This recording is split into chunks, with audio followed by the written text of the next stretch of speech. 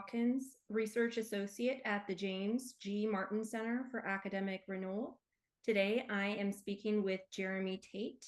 Jeremy is the founder and CEO of the Classic Learning Test. Jeremy is also the host of the Anchored podcast, which features discussions at the intersection of education and culture. Before founding CLT, Jeremy served as Director of College Counseling at Mount Des Sales Academy in Catonsville, Maryland. He received his Bachelor of Science in Secondary Education from Louisiana State University and a Master's in Religious Studies from Reformed Theological Seminary. Jeremy, thank you very much for speaking with me today. Hey, Shannon, thrilled to be on. Great. Before diving into the specifics of the actual test, I'd like to discuss what classical education is in the first place. Yeah. There's a difference between a classical education and a liberal arts education, and how is it different from the education that most students receive in schools today? Yeah, Shannon, I'd love to answer that question just with a kind of a story. And, I taught for 3 years in inner city New York right out of college. After that, I taught for 3 years in a suburban school. And in between, I went to seminary. And partly because of the experience I had in Brooklyn, New York, working with a community that was going through a lot of suffering in some ways. There was a lot of brokenness. And it made me question, what even is education? What are we doing? What is the whole point of this, pushing students through this system? It all seemed kind of meaningless. So I started asking students in New York, what are we here for? What's the point of all this? And almost every student said something about, to get a good job, right? At the suburban affluent public school, it was the exact same answer, right? Why are we here? What are we doing? Yeah, to get a good job, right? It's a very, very impoverished, vision for what education is. And I think you talk to folks in the classical education movement, talk to the leaders, you talk to the heads of school, and they believe that it's an entirely different telos. What's the purpose? Why are we here? It's to cultivate virtue. It's to grow in the virtues. It's to grow in wonder. It's to grow in wisdom. For many of our Christian schools, it's to grow in the love for Christ and church, right? It's a very different goal than just to get a job, right? So what is classical education? It always starts with the telos, with the goal. And I think with this is exposing students. And I love, by the way, Shannon, the language Dr. Cornell West uses. He's on our academic board. He says, what is education? It's a deep dive into what it means to be fully human. That's a great definition. I don't know who would disagree with that definition of what is education. That is classical education. It's humanizing education. And I think to that extent, that is what the liberal arts always were, right? It was the education that freed a person from being, a slave to their own impulses or appetites, to live and pursue the higher things, the good life. And it's incredible. We're in the midst of an incredible renaissance in classical education right now. We're in the beginning of it, but it's growing by leaps and bounds every year. And I'm very optimistic for the way this movement is going to, I think, transform American culture. That all sounds great. Now, what is the Classic Learning Test and why did it come to be? Is it comparable to other standardized tests like SAT or ACT? Yeah, so classic learning test at its core, it's simply an alternative to the SAT and ACT. And, since we launched, Shannon, there have been folks in the classical ed world that are like, I don't know, standardized test doesn't say very classical. Some folks early days would say, don't you know that standardized testing is where everything went wrong? And this was applying the Industrial Revolution to education. And, we're interesting, right? In the sense that like, we've never said a standardized test is the best possible way for a student to be evaluated. What we are saying though, is that the college entrance exam in particular is both a reflection and a driver of mainstream education. And we see this going all the way back to Harvard's entrance exam, right? That they used throughout the 19th century, 150 years ago. What are students doing when they're translating passages into Latin, into Greek, right? So if you want to go to Harvard, You had to know Latin. You had to know Greek.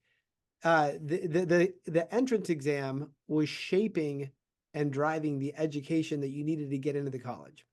And so what has happened is that the SAT went from a great test, a fine test, an aptitude test, and it was an aptitude test for generations, right? It launches in 1926, and it doesn't change a whole lot until the early 1990s. And then it begins a period of radical change to the point with the new SAT in 2016, the new SAT, when they go back from the 2,400 point scale back down to the 1,600 point scale. The CEO, David Coleman, is saying they've removed every last trace of aptitude testing and that it's purely an achievement test. So, literally, a test that started off as a scholastic aptitude test, they're saying in no way is designed to test aptitude anymore. It's only designed to test achievement. Now, the story behind this is the fact that they were getting beat in the marketplace by the ACT, which had always said they were an achievement test. The ACT critique of the SAT was aptitude testing isn't fair. You should test what's actually taught in the classroom. And most people hear that and they're like, yeah, totally. You should test what's taught in the classroom, until we stop and we say, wait a minute, which classroom are we talking about? Is this a classical school, a Montessori school, a Catholic school, a Jewish day school, a Christian school, a public school? Oh, okay. It's just public schools is what you mean, right? And both the SAT and the ACT aligned with the Common Core standards in 2016. And that's when there was a huge demand for another option.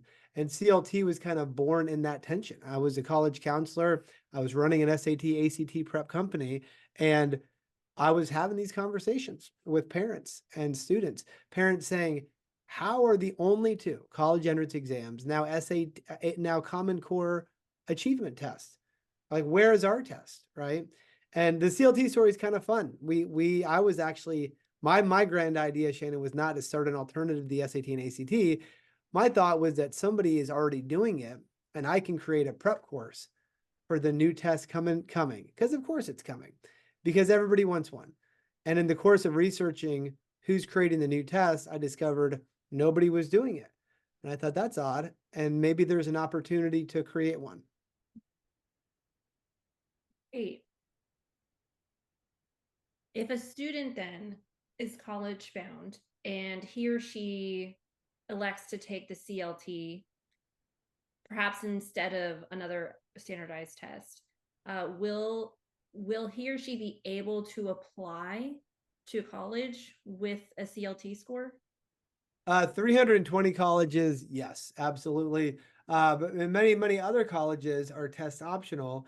But there are some, including University of North Carolina, Chapel Hill, and many others that do not currently accept the CLT.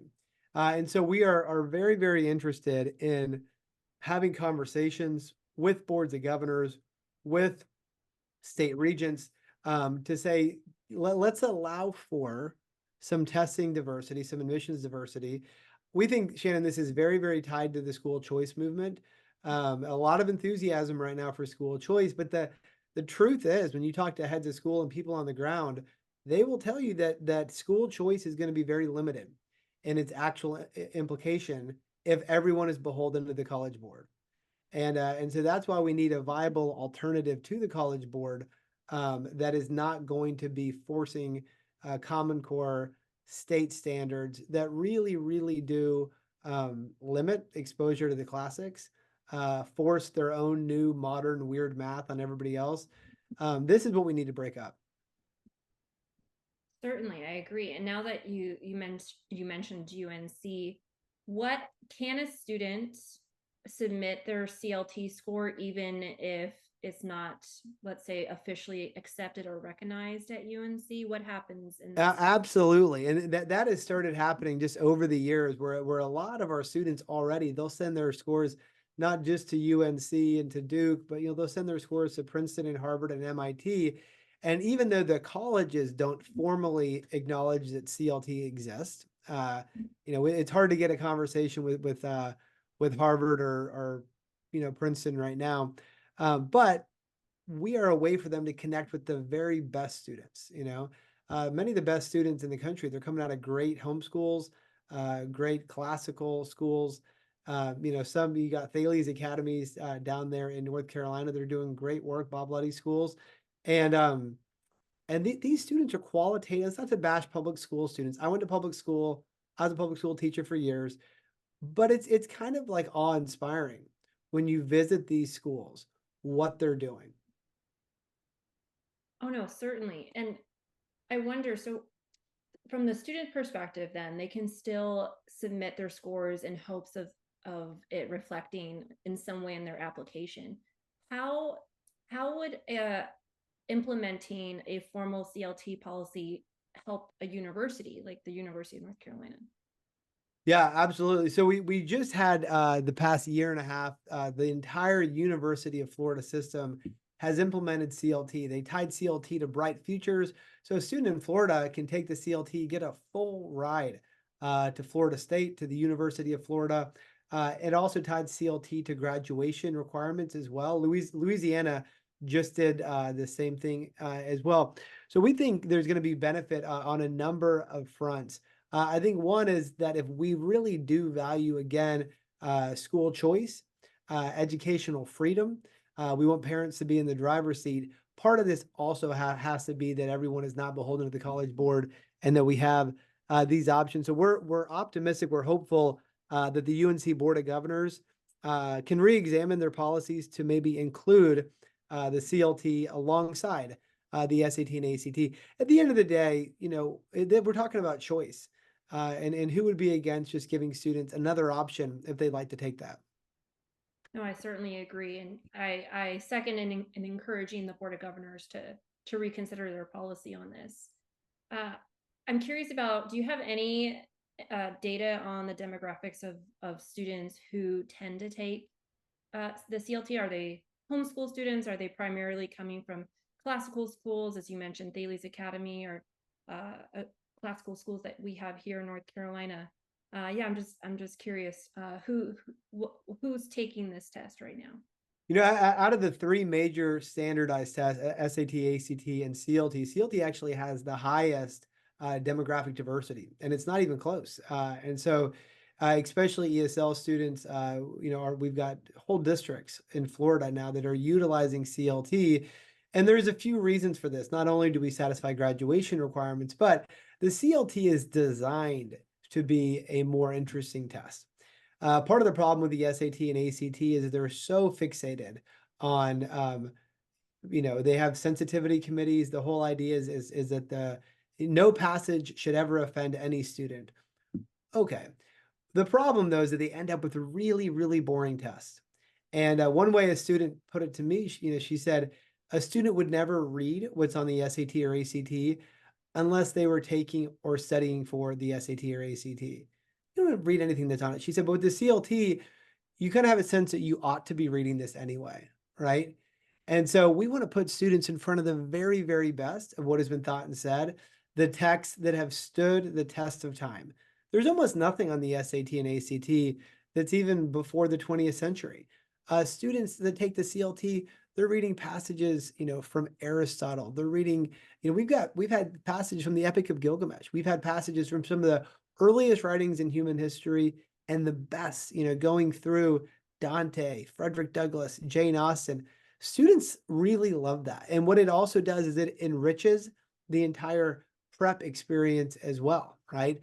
They're getting, and this is what I think is such a shock to maybe an older generation.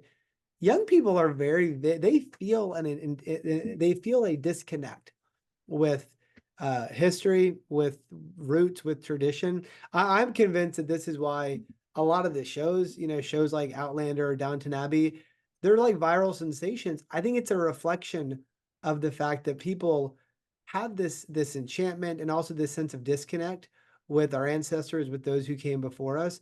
So classical education has a massive kind of mass audience appeal. This is what young people are hungry for. And we've definitely seen that with the response in Florida. Excellent.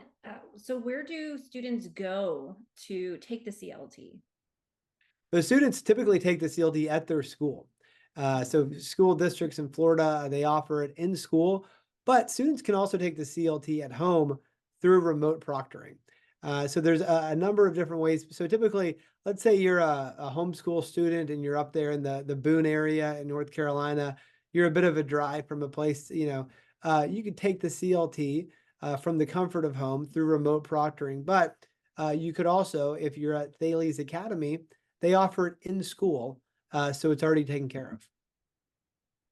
Great. Is there anything else that you would like to share with our audience about the test, about classical education in general?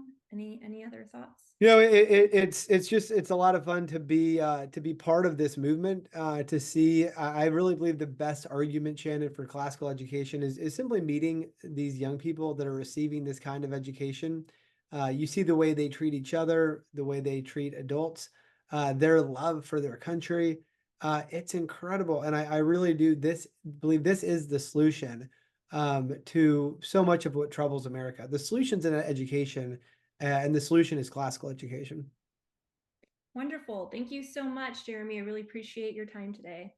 Awesome, Shannon. Thanks so much for having me.